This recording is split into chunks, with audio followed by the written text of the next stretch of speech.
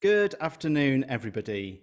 My name is Rob Williamson and I'm Chief Executive of the Community Foundation Tyne and Wear and Northumberland, and I'm really pleased to welcome you all here this afternoon for our AGM.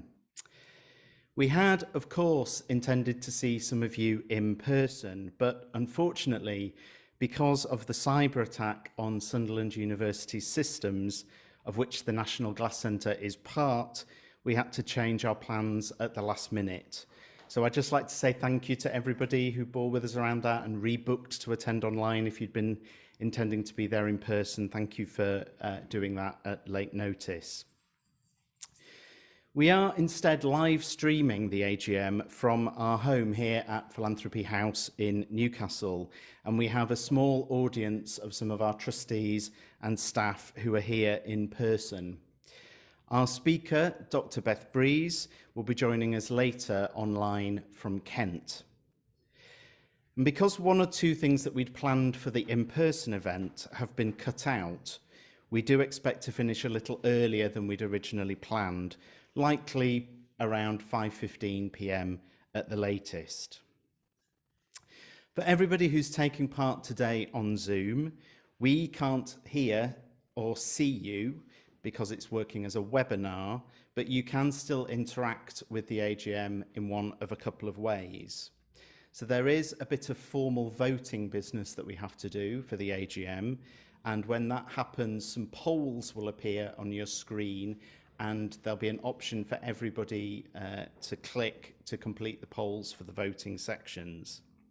And when it comes to asking questions, either of us as we're speaking about the Community Foundation or for Beth Breeze when she's speaking later, please use the Q&A feature at the bottom of your screens. I know there's a bit of chat going on as people are just saying hello to each other using the chat function, but for questions, if you can use the Q&A feature, because I'll be then keeping an eye on those questions here in the room and making sure they get put to the speakers. We are recording the event and we'll circulate a link to the video afterwards if you'd like to share that with anybody or if you'd like the joy of watching it all over again. And we would like everyone to participate. If you use Twitter, you can talk about the AGM and any of the things that Beth's talking about using our Twitter handle, which is @CFTyneWearNland. And that's on the slides that will be on during the course of the AGM, so you don't forget. So I'm now going to hand over to our chair, Fiona Cruikshank, who's going to take you through the formal business of the AGM.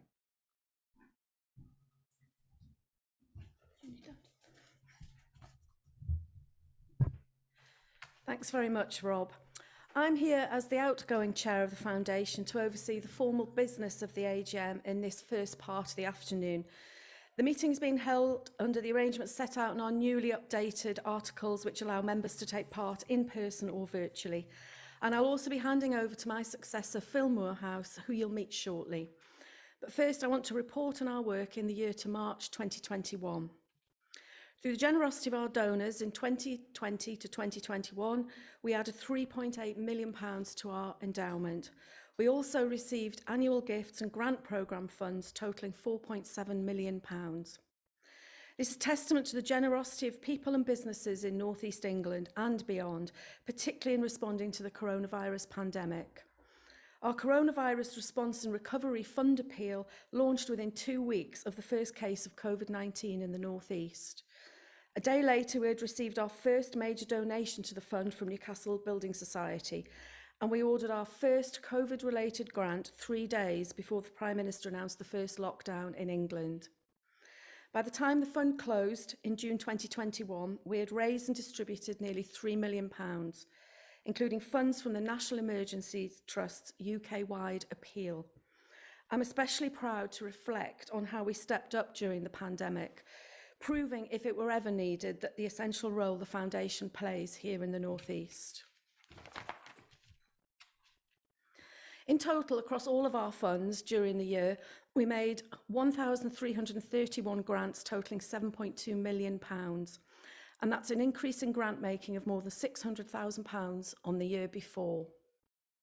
You can read all about the people at the Foundation in our yearbook or on our website, And I'd like to thank everybody for tireless work and enthusiasm through what's been, for everybody, a very challenging year. I especially at this moment want to thank Neil Warwick, who is retiring from our Board of Trustees, and Neil's served since 2015. A big thank you to Neil. He's been a great support around the Foundation's legal dealings and developments, and an advocate for us engaging widely across the business community in the region. I'm delighted to say we have a new business sector trustee elected to the board. Colin Hewitt is a partner at our members, Ward Hadaway. He's worked across the public, charity and private sectors in his legal practice. And he's a trustee of Building Futures East and a director of the Open North Foundation. He'll be a great addition to the trustee group. I'll now ask our Treasurer, Paul, to present our financial report.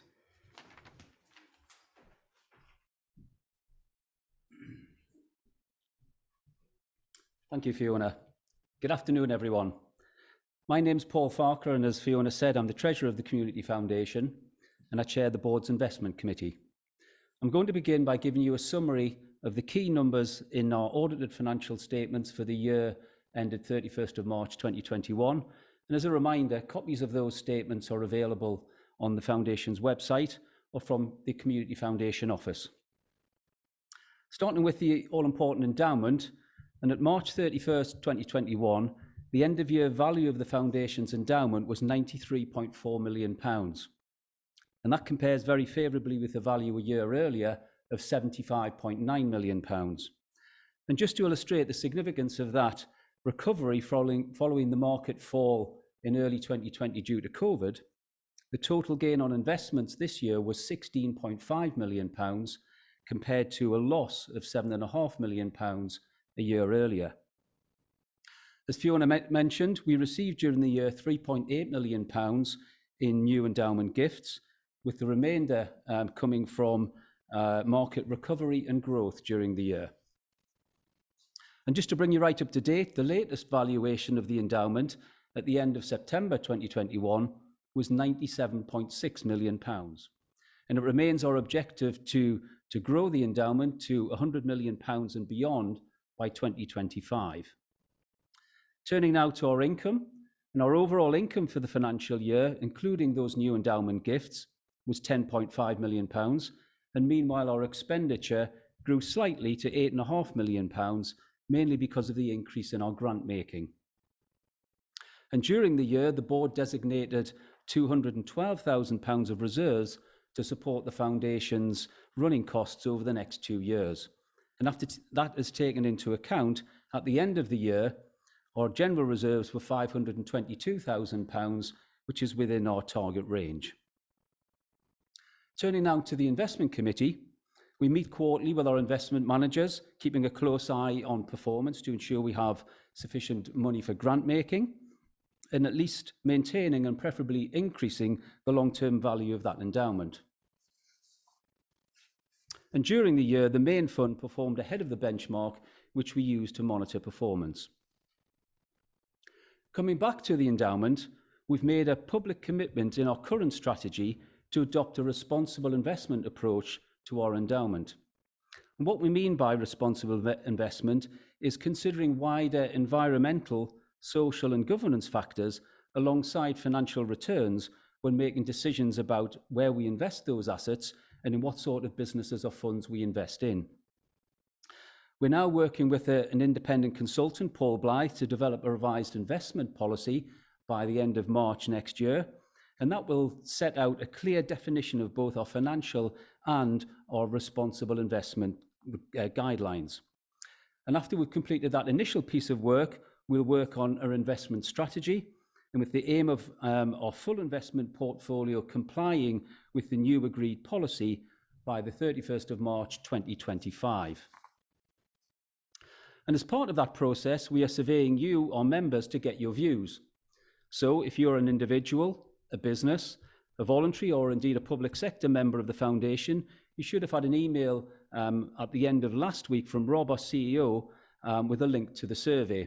I do encourage you to please fill in that by the deadline of this Friday, 22nd of October, so your responses can be fed into the board's discussions when we meet in early November.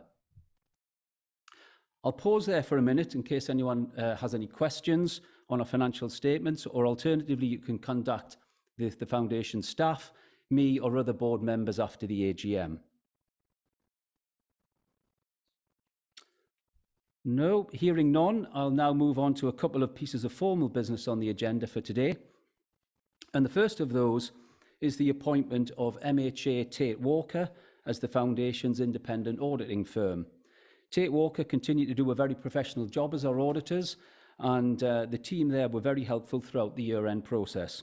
So the trustees would like to recommend their reappointment as auditors for the current year, 2021-2022, with their remuneration to be decided by the board.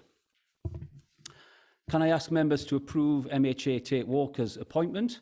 And for this process, for those of you who are here in person, please raise your hands to say you're in favour. For everyone else on Zoom, a poll will now appear on your screen.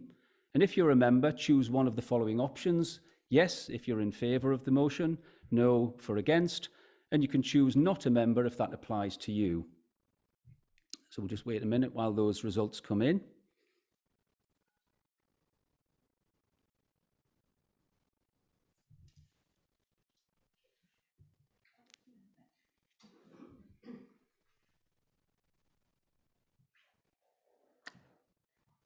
Thank you. And just to confirm that that resolution has been passed. The second piece of formal business today is regarding membership subscriptions.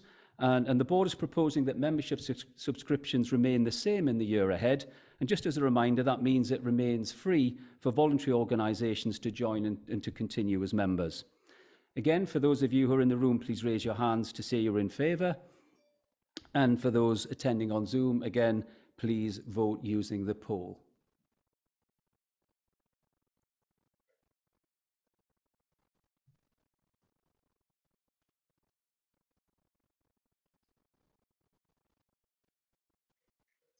Okay, and again, just to confirm that that resolution has also been passed. With that, that ends the formal business that I wanted to deal with today, and I'll now hand you back to Fiona. Thank you very much. Thanks, Paul. As I mentioned at the start, this is my last AGM as chair of the foundation. And it's such a shame that we're not all standing in the same room together in Sunderland. I'm much better in person than I am on these things. But I obviously want to say a few words. I can't believe it was 2011 when I joined the board. In one hand, it feels like a lifetime ago. On the other hand, it feels like 5 minutes ago.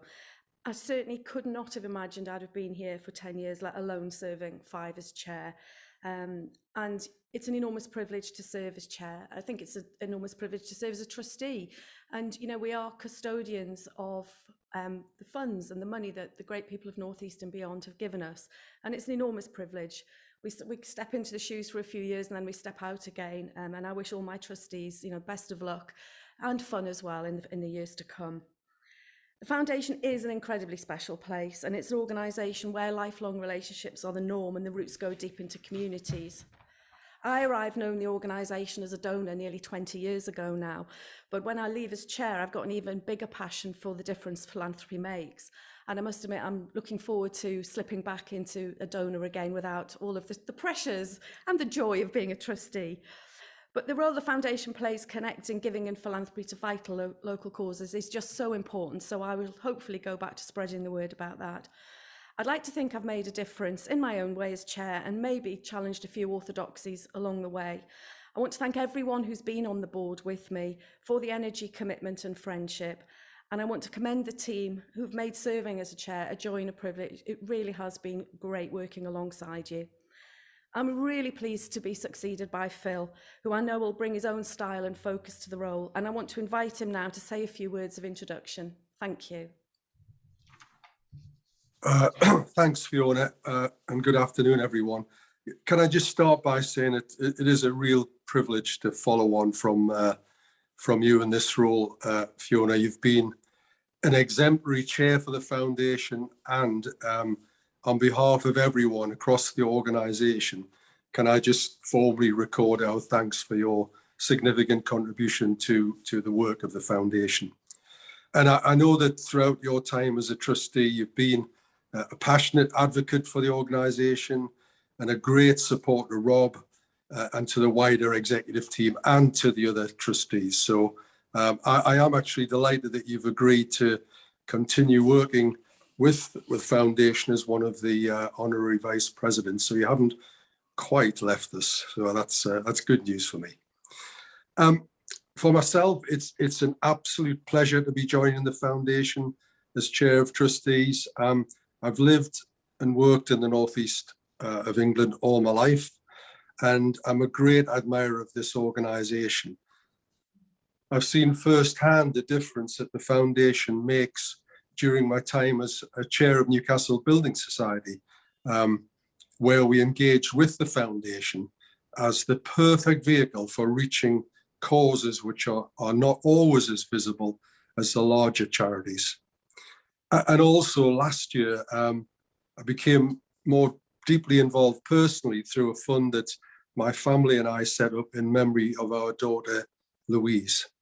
So I'm very much looking forward to putting my passion for this place with some knowledge and hopefully networks to good use, and working with the wider trustee team and the colleagues within the wider team.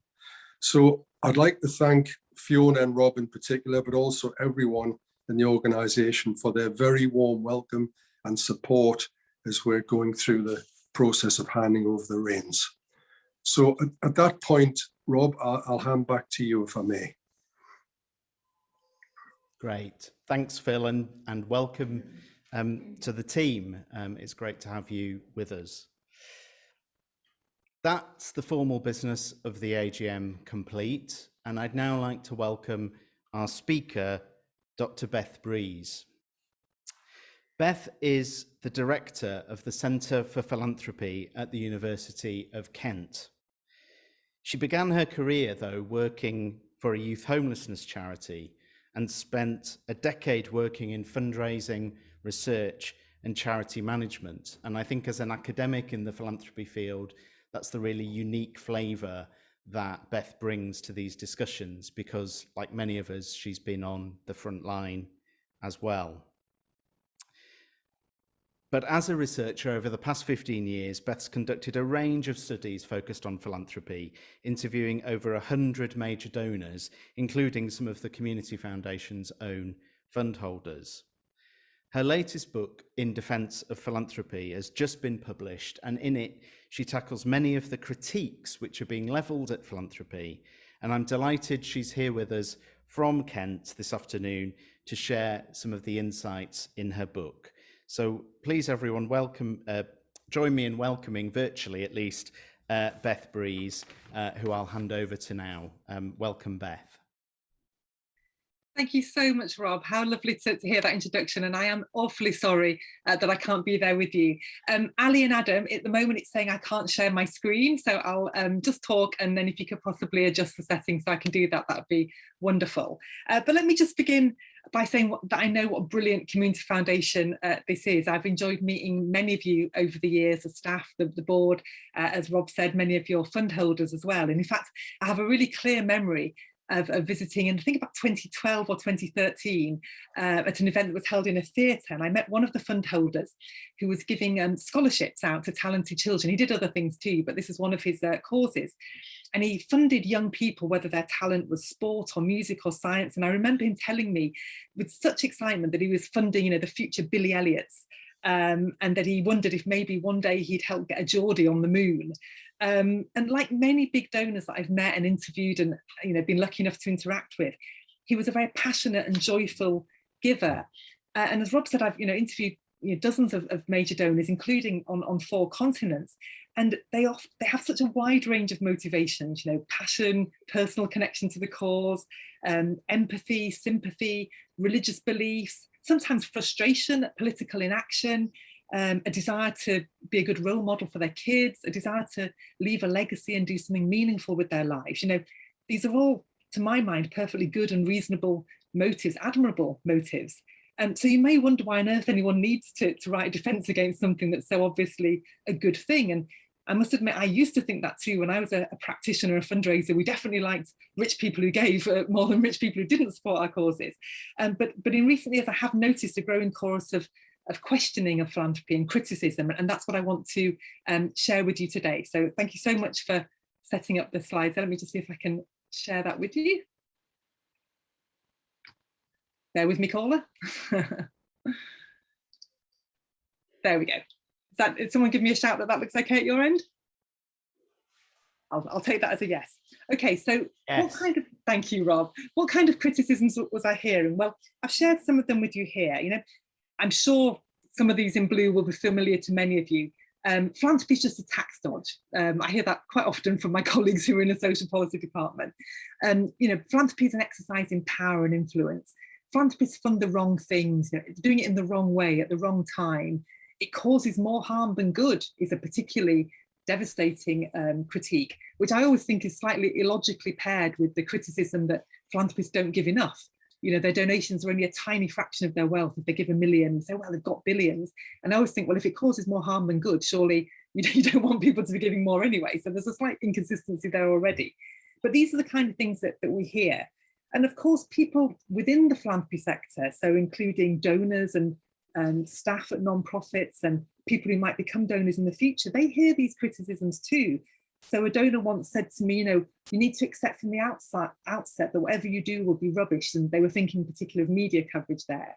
A colleague who works with young inheritees, trying to encourage them to pledge a percentage of their inheritance, says that she increasingly hears these young inheritees saying, I don't believe in philanthropy anymore. You know, they've heard and read and seen these critiques. And I get very worried when I hear fundraisers and staff within nonprofits saying, you know, I came into this work because I wanted to help. I wanted to make the world a better place. And now I'm wondering if I'm in the right gig. Is this the right job for me? So I think these are all very worrying, but they're not wholly new. I shifted from doing fundraising, being in the philanthropy sector, to studying it in the year 2006. And actually, it was a very interesting year to make that move, because that was the year when the world's second richest man, Warren Buffett, announced that he was donating almost all of his then $40 billion fortune to the foundation run by the world's richest man, Bill Gates, and his wife, Melinda French Gates. So the two richest people in the world combining their fortunes to primarily focus on avoiding preventable deaths in poor countries. You know, that seems like fairly clear good news to me. But here's a response from my newspaper of choice, The Guardian, who wrote, Bill Gates is giving billions to charity, so why not? What else could he possibly do with all his money except coat himself in treacle and rolling banknotes? And another journalist added, when the world's second richest man gives most of his money to the world's richest man, we do well to count our spoons. Now, I love an aphorism, but I haven't actually heard of that one before, so I looked into it. And it comes from Samuel Johnson, writing in the 18th century. And by counting spoons, he meant making sure that suspicious house guests haven't stolen anything. So a century later, Emerson developed that idiom, and he wrote, the louder he talked of his honour, the faster we counted our spoons. So translating that to the world of philanthropy, the more that big donors are willing to go public and talk about their giving, the more they're presented as intrinsically dodgy and problematic. But of course, the opposite is also true.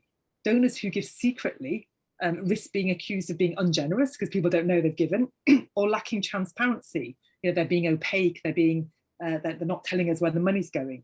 And of course, it doesn't help with leveraging their friends and contacts in a sort of role model way. So this is the first of many lose-lose scenarios for philanthropists. If you give openly and publicly, then you're dodgy, you're counting your spoons loudly. If you give quietly and anonymously, then you're lacking transparency. So you get criticised either way.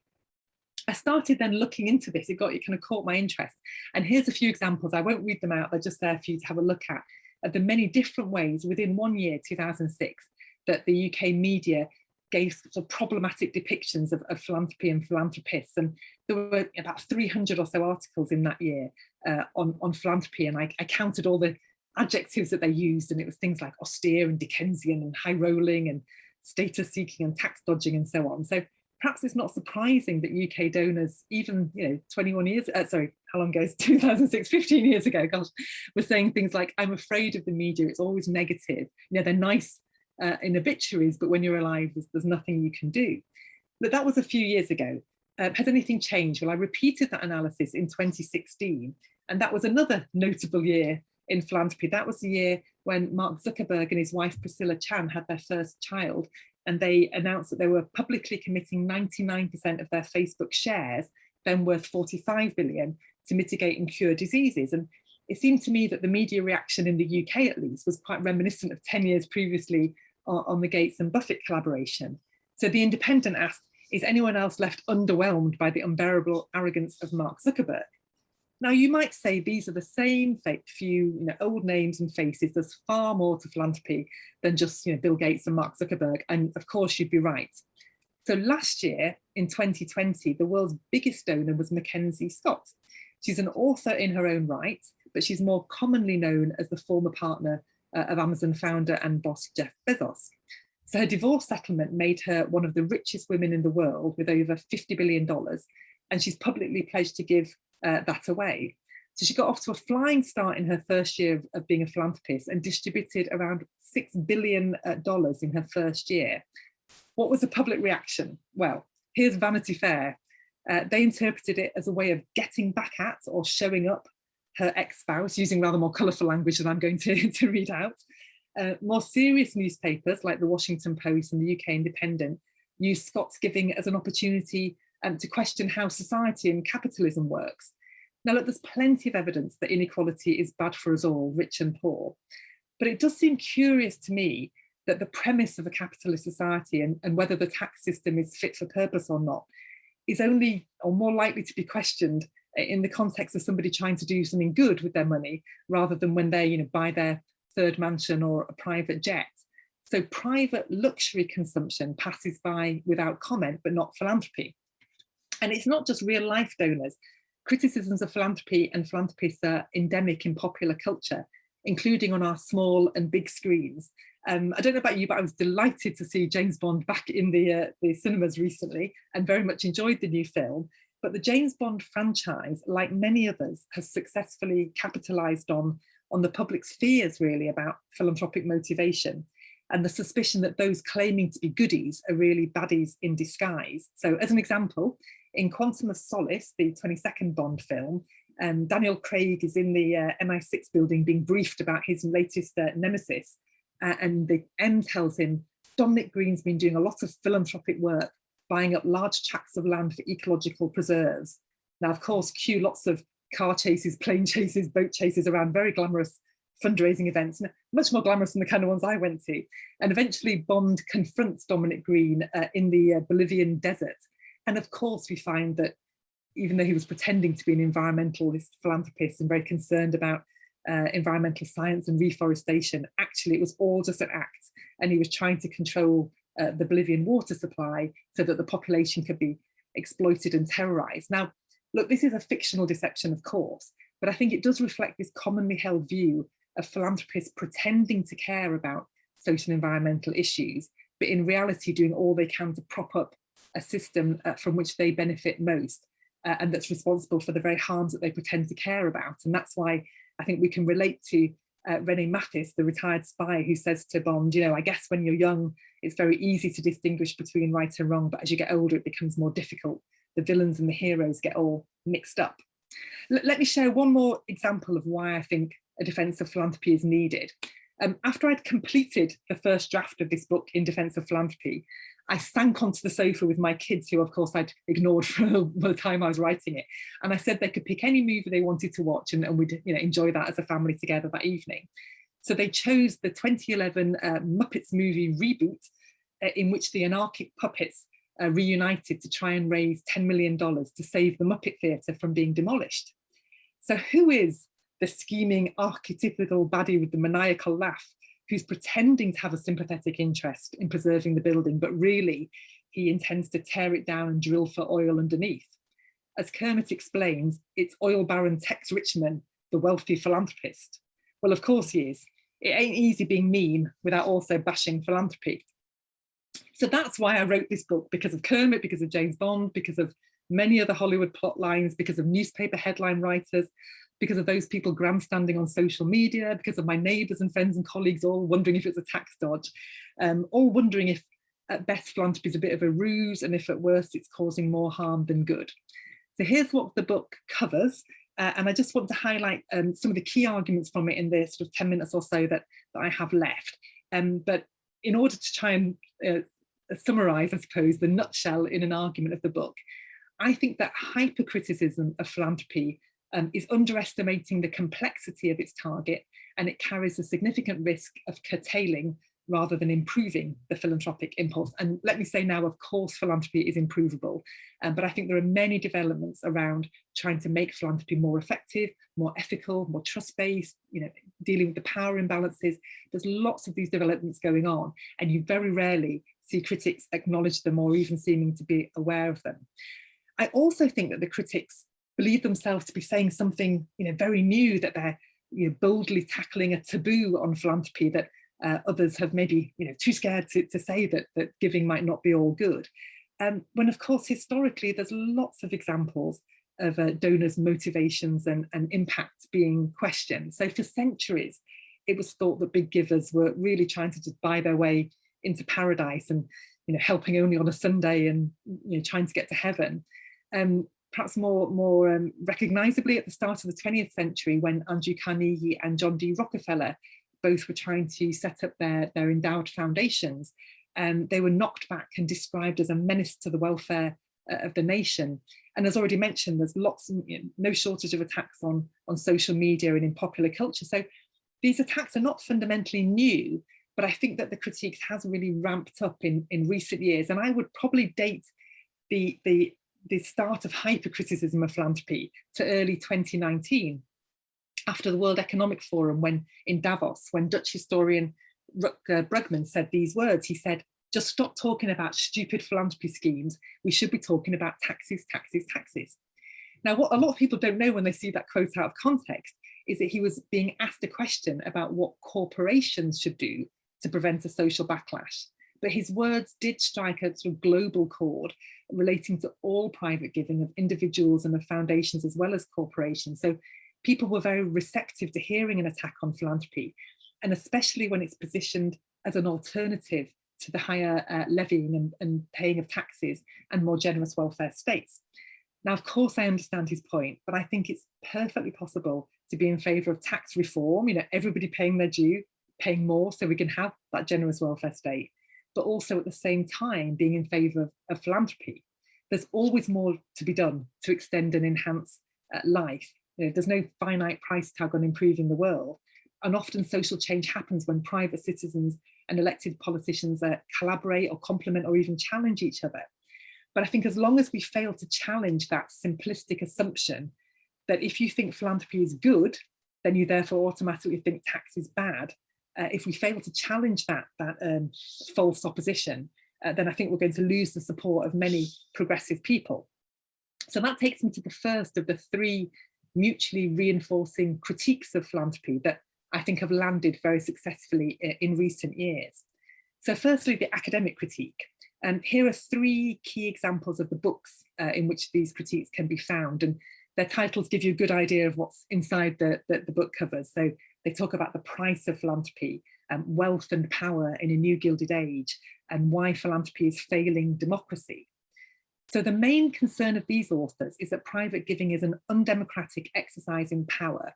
And they're worried that unelected and unaccountable people get to choose what doesn't get funded just because they're rich, and that their whims are generously subsidised by tax breaks. These critics often also believe that big donors want to replace government, and that by encouraging philanthropy, we're going to accidentally drift into plutocracy, the rule of the wealthy. So how do we respond to these criticisms? Well, firstly, to agree that there's some truth in them. Donors are not elected and they can support what they choose, though of course only within the rules decided by elected bodies. So voters do get the final say on what is and isn't a charity and whether charity tax breaks exist or not and how big they are. But I think there's three ways we can respond to these criticisms. Firstly, that there's a long and impressive history of undemocratic but nonetheless valuable interventions. Social progress doesn't just happen. There needs to be concerted effort, and that effort needs funding. So private money over the years has supported efforts to end slavery, to end child labour in factories, to give women the vote, to allow same-sex marriage, and so on. In healthy democracies, new ideas need to arise and existing choices need to be challenged. I think one of philanthropy's most powerful roles is to help improve democracy through outside pressure by funding research and advocacy and campaigns. Secondly, we need to remember that tax breaks are not a unique feature of philanthropy. Government offers a huge range of tax incentives to encourage people to do all kinds of things, from saving for a pension, to setting up a business, to paying for childcare, to buying an electric car. And altogether, the UK government spends around £400 billion every year on a whole range of incentives, of which £2 billion, so 0.5%, is used to incentivise philanthropy. And it's a similar fractional amount in most other countries.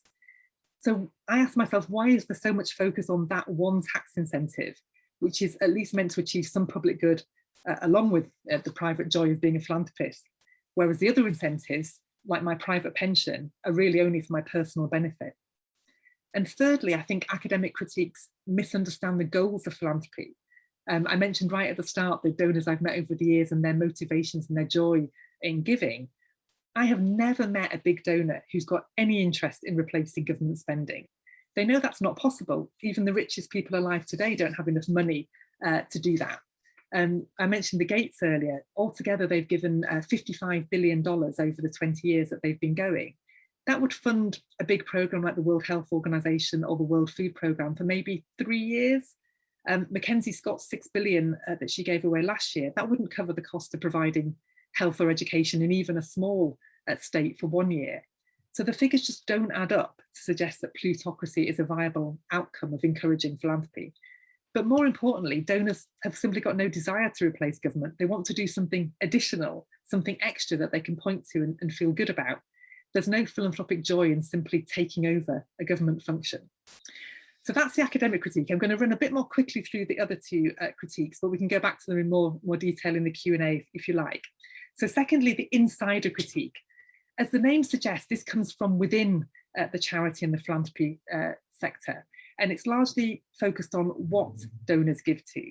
So there's a questioning of whether the causes that are chosen and prioritised by donors are the correct ones, and the basis on which philanthropic spending should be allocated and how better giving decisions can be made. Now, this criticism also dates back many decades. In the late 19th century, the charity organisation societies were established to correct the misplaced priorities of Victorian philanthropists and encourage them to follow more scientific principles in their giving. There's been many iterations of that effort over the years, of strategic philanthropy, philanthrocapitalism, and so on. And the latest version is effective altruism, which is wonderful in encouraging especially younger people to give more and to give more effectively.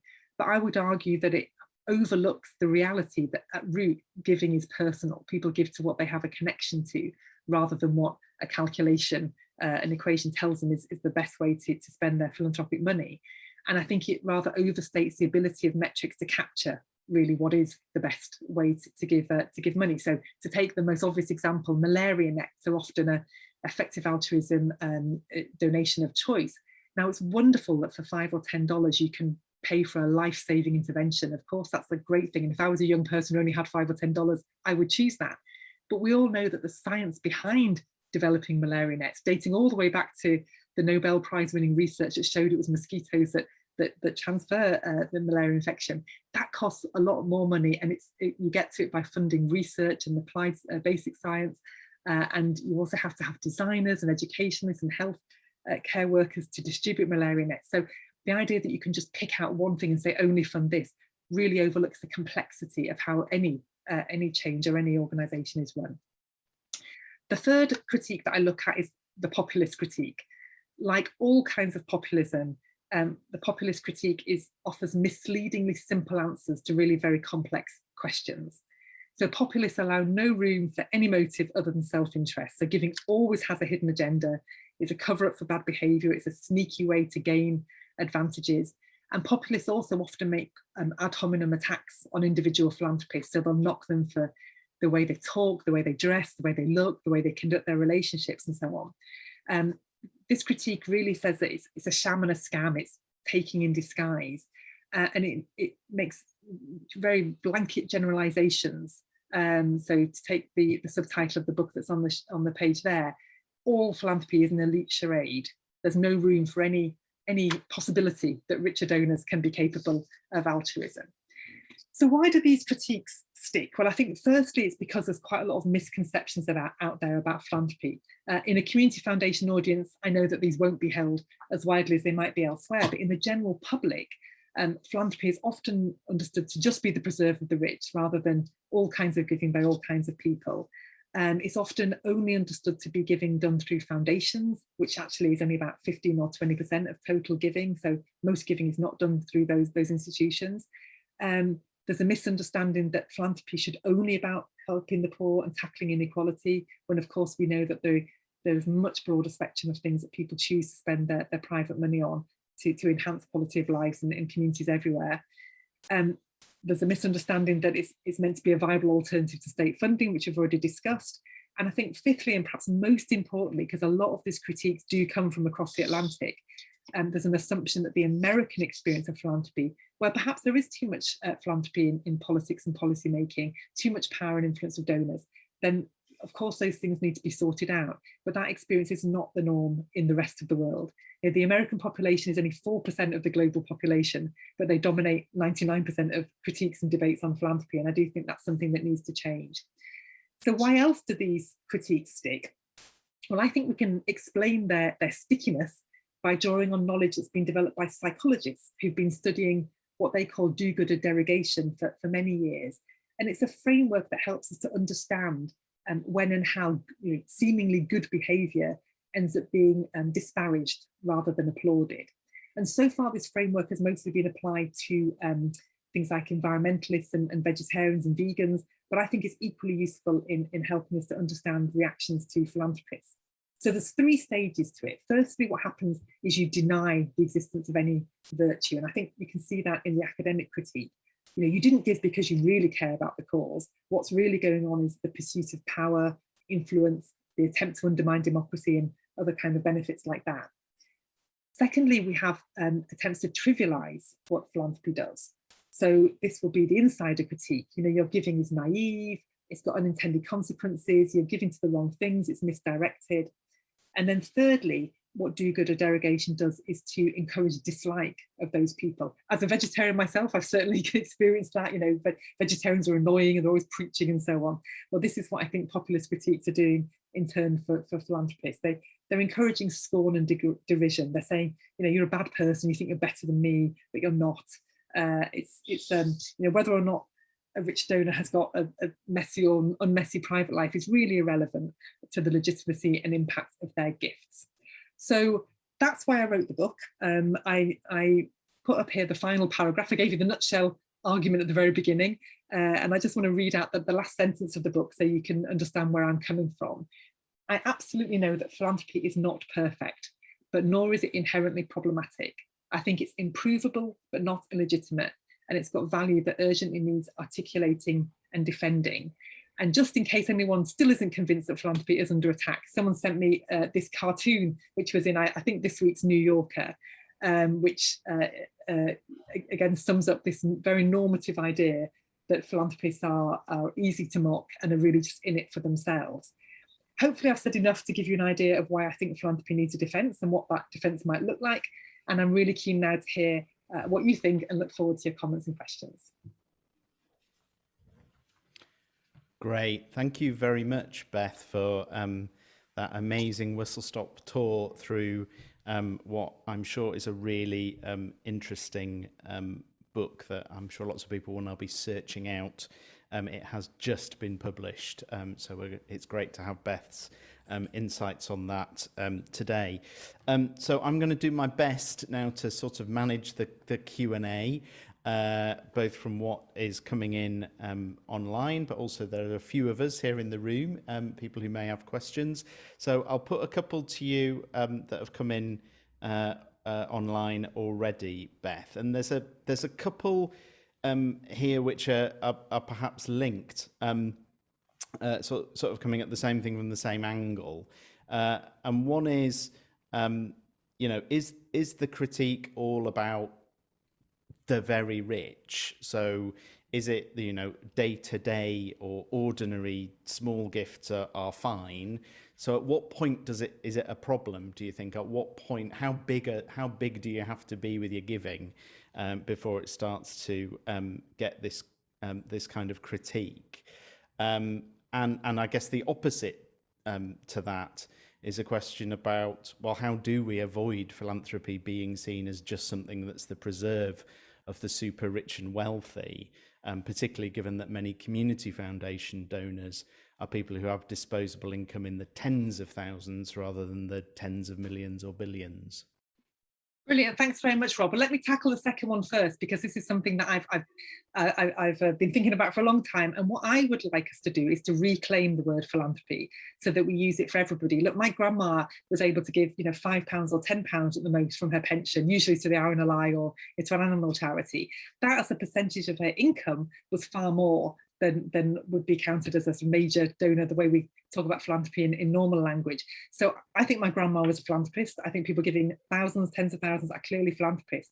There are others who argue that the word is now so problematic, so many connotations around elites, and it's such a difficult word anyway to pronounce. It sounds so Victorian that we should just give up on it and come up with something else, gifting, generosity and what have you. They're great words as well, but my personal preference is that we reclaim the word philanthropy and apply it to all sides of gifts, and also to non-monetary gifts. People giving their time and their expertise and their contacts, they're philanthropists too. On the first question, I think it is very much about wealth and riches rather than philanthropy. The only philanthropist I've heard who's pushed back on these critiques is Melinda French Gates, and it's a very muted response. A few years ago, she was quoted as saying, "I don't think these are attacks on philanthropy, I think they're attacks on wealth." That was it, one sentence. And other than that, you don't tend to find philanthropists or donors, pushing back and saying, hang on a minute, I'm not all in this for a big power grab. But I think that's true. It is about wealth, and philanthropy's got rather caught in the crossfires. But I'm still interested as to why that is. Why are we focused on the wealthy who give rather than the larger number of wealthy who don't give? So I still think that's an issue. And I love the question about at what point does giving become problematic, because I think about this a lot as well. And one example I give you, if I have a neighbour who needs to get to the hospital for an appointment and I offer to give her a lift, I don't think anyone would criticise me for that. If I couldn't give her a lift one day, but I said, look, I'll give you the money for a taxi fare, that would probably be okay. If I then won the lottery and said, okay, I'm going to set up a sort of a service to transport people to hospital, that starts to be, who does she think she is? This is the NHS. Why is there private money here? And if I really had a huge amount of money and could fund private transport to all these hospitals, then the more zeros you get, basically, the more questions you get. But for me, that's quite a natural progression from just wanting to help a neighbour get to hospital to thinking, actually, I've now got the resources to help loads of people with something quite simple that may help them during a very difficult time when they're having treatment. So I think it really is related to the number of zeros that are on the gifts. People don't tend to worry about small gifts. They do worry about bigger gifts. And my colleague now, Roger Davis, who's now at Kent, has a wonderful analogy when he talks about when is a pile of rice a pile and not just rice. If you've got 1 grain of rice, it's not. 2 grains, 3 grains, at what point does it become a pile? And I think it's pretty similar for philanthropy. When does a pile of money or a pile of donations become problematic? It's not clear, but it is clear that as soon as you've got more zeros, you get a lot more criticism. There's a couple of questions, Beth, which are, and you hinted at this in your presentation, which are about how far is this about the US experience? And somebody's pointed out that the cover of the book's got $1 on it rather than a pound, and there might be publisher things related to that, I imagine. So how much is it a US thing, and how much do you see this critique? I mean, we've seen some of your media examples, but has there been perhaps academic critique of more UK-based philanthropy, and are you seeing the kind of the same arguments no matter whether we're talking about UK, US or elsewhere? Yeah, thanks for that. Very eagle-eyed. It is indeed a $100 bill on the front cover of the book.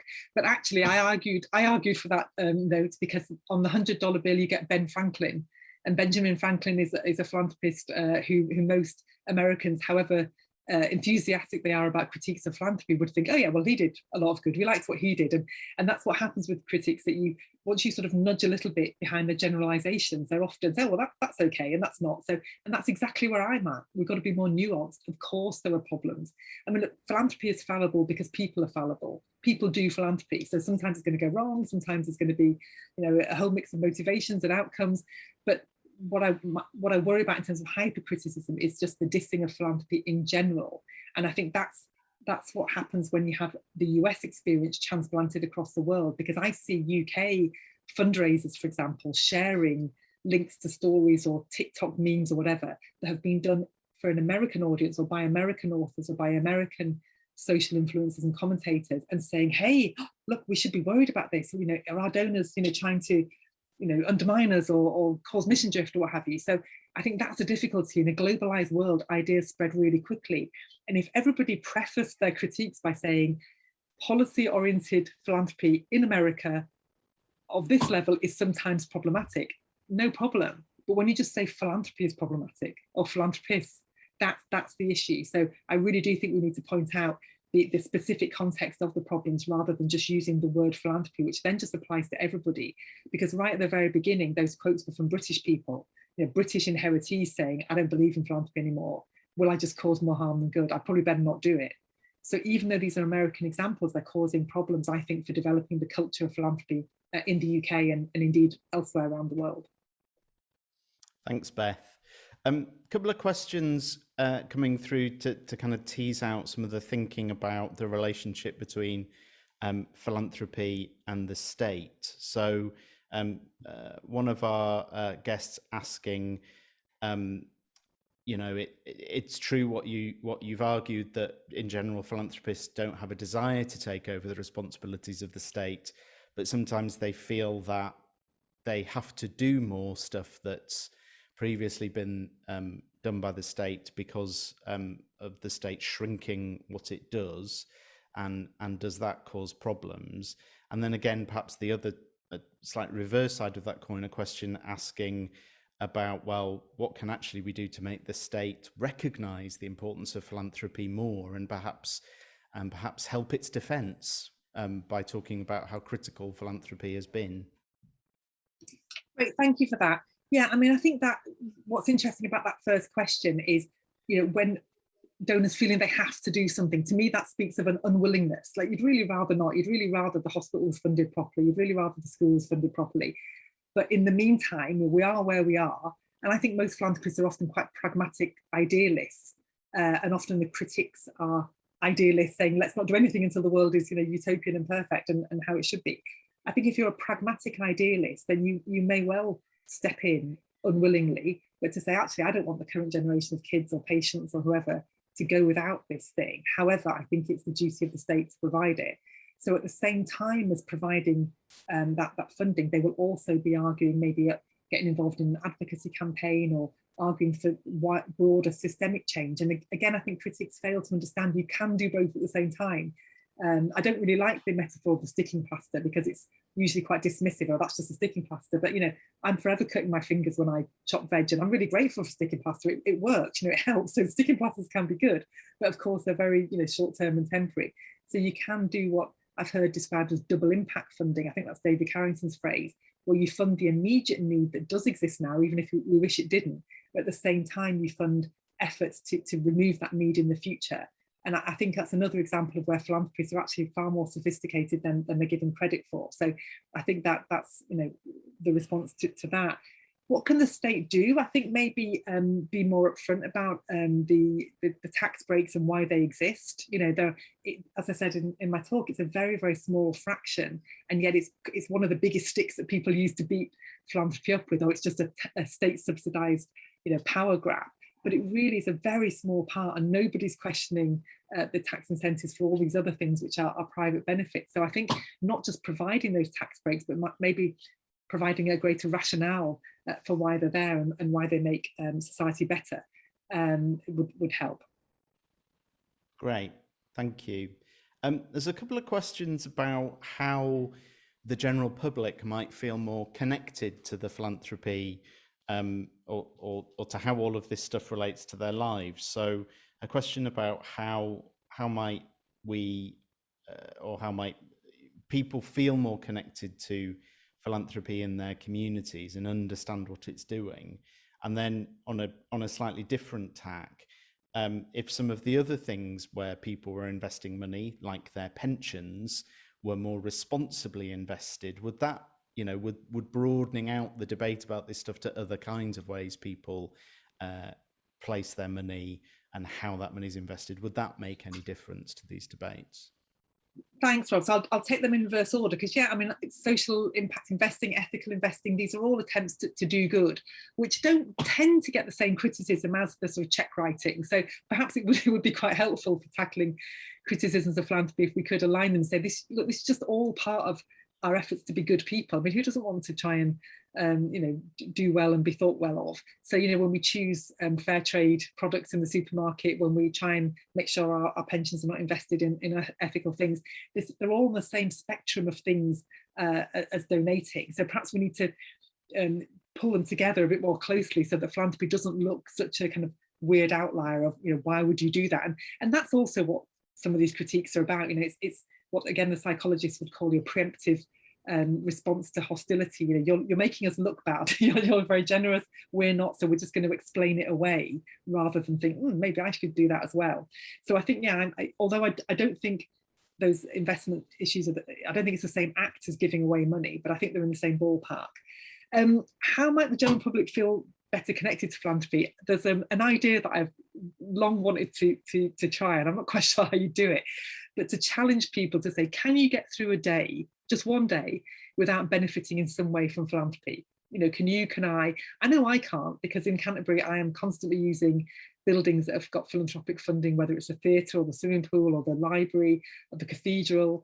My kids, are at nurseries. My parents are using, facilities that have had philanthropic donations, the clean air, so I think it would help us all to maybe just bring philanthropy to the service. I work on a university campus, so there's donations left, right and centre for research and buildings and benches and what have you. So can you get through a day without benefiting from philanthropy? Well, perhaps if we asked ourselves that question, we might all feel a bit more connected to the philanthropy in our community. And I would think especially to the kind of organisations that you work with at the Community Foundation. They're doing real work right there on your doorstep. Is it possible to avoid it even if you wanted to? Well, probably not. So it really does, we ought to feel connected even if we don't. Great, thank you, Beth. I'm going to try and wrap up the remaining questions which have come through in the chat. I'm not seeing any hands up in the room. I'm going to try and group them together as best I can. So a quick question, well, it's maybe not a quick question, but I guess a clarification about where the critiques are coming from. Mm-hmm. Do you think politically it's mainly coming politically from the left, or is are there critiques from all kind of sides of the political spectrum from different perspectives? And is it genuinely more than just media cynicism, just the latest kind of media knockdown of something to get a bad news story? So do you want to have a go at those, and I'll keep trying to wrap up the rest while you're answering.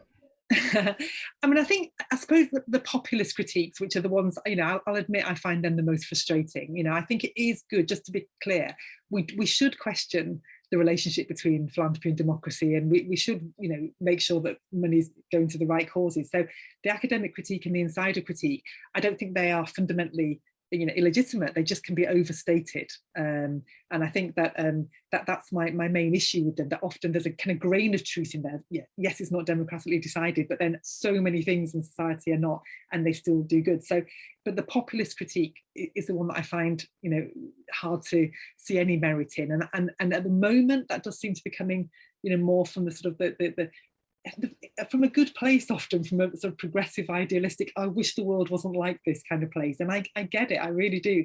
But I just think it's really unfortunate that the target of that idealism has become people who are trying to do some good, rather than, as I say, the much larger number of people who do have surplus wealth and are not. And I worry about the consequences of it, because if it becomes more problematic to try and feed hungry kids than to buy a yacht, then what kind of a world is that? Why would we?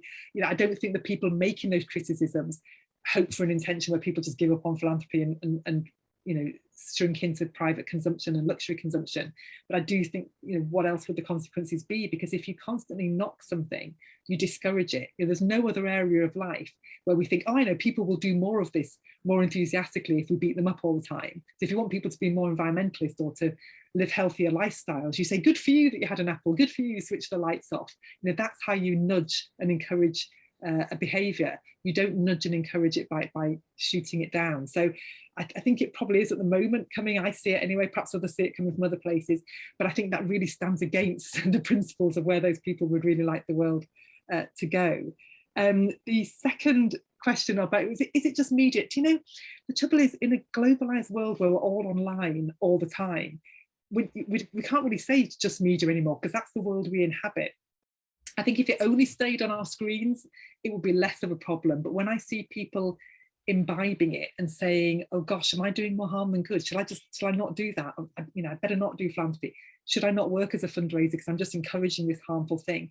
I think that's when it's definitely moved from being just kind of grandstanding on social media and headlines to become actually influencing our daily lives and choices. So I'd love to hear from people if they think I'm overstating it, but that's how I see it at the moment. I see too many people worrying about becoming philanthropic rather than thinking, how can I do philanthropy better?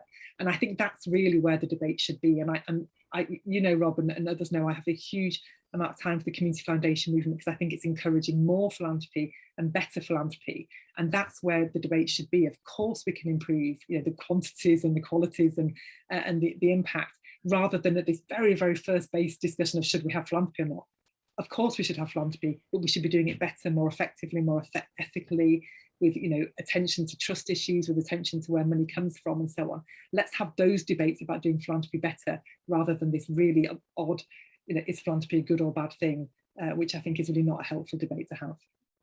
Yeah, and I think on that point, there's which would be a subject of a whole potentially different talk. There's quite an interesting comment about whether actually the media are more hostile to the causes that are being supported rather than necessarily the people that are giving to those causes. So I think that's quite an interesting one to reflect on.